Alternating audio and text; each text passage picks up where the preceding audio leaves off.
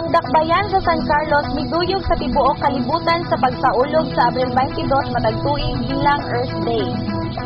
Usa ka motorkada palibot sa syudad nga gihimo dinuyugan sa mga nagkalaing-laing pundok sama sa lokal nga kagamhanan, Philippine National Police ug mga barangay niadtong Abril 25, 2014 ug ang gamay nga programa niini gipahigayon didto sa Rizal Square Public Plaza.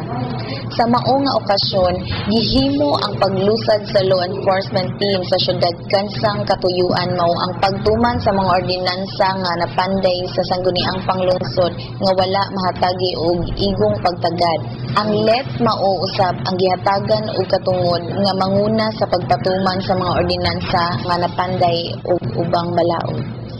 Pinaagi sa Executive Order No. 34 na mugna ang law enforcement team nga mitudlo sa buhatan sa City Legal Office o sa PNP San Carlos nga maoy mamahimong chairman o co-chairman.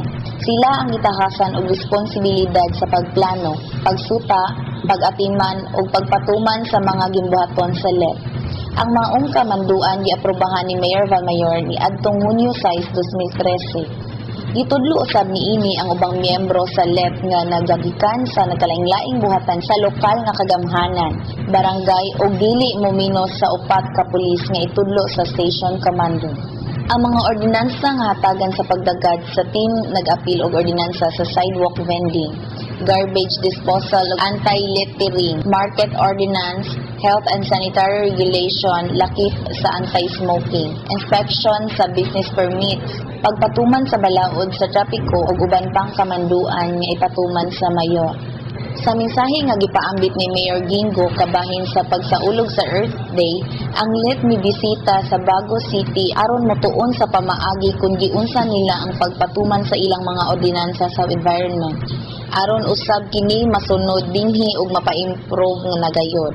Ilabi na sa problema karon sa baho sa etanol nga gidulot sa SCBI ug sa polusyon usab sa tubig ug kadagatan. Kini ug uban pa nga mga problema mao itutukan sa LEP, lakip ang problema sa illegal nga paghimo og uling, pagkuha sa mayor's permit, droga ug uban pa. Ang kapulisan nagkinahanglan gayud sa panabang sa tanan aron kini matubag ug masumpo. Kita mga barangay officials dito punta sa Bago. Kami, we were also in Bago yesterday. Kita na una to ang pag-implementar nila sa ilahang mga balaod. Nakita na to kung how they do it in Bago, pati sa na-advocate of anti-smoking. Naghanap na itang mga ordinansya na himo sa siyudad sa San Carlos. Anti-smoking, environment code, right of way. Of course, ato ang BPLO naghanpod kayo mga balaod na dapat sundon sa atong environment code, naghanpod. So, importante lang ginani ang pag-implement niini. So, that's what our drive now, na atong bagong grupo, atong headed by sa atong legal office, ang atong law enforcement team. We're very serious on this and we will make this happen. So ito ang ginihimuon, we're learning sa lain-lain ng mga NGO, but again, what we learn from them, we will improve it para ma-implementar yun natong maayos sa Ciudad San Carlos. Tagan kita mga problema lately in terms of environment. Dati problema sa etanol, dati problema sa paglalabay nila sa ilang mga ugaw sa pangkadagatan. So we will look into this. Si SP Momoy Dibulgado, ang chairman sa Committee of Environment, mihisgot usab sa kasalugan sa Earth Day nga nagdala sa tema nga Green Cities. Siya miawhag sa tanan nga hatagan o sa pagtagad ang atong bugtong planeta sama sa pagtagad sa atong pagsatag sa kapanimalay nga mahalon kini dili magpataka sa paglabay sa basura bisan asa.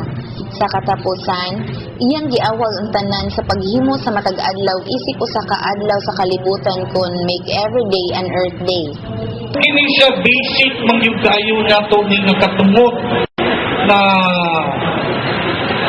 pagpreserbar sa atuang palibot.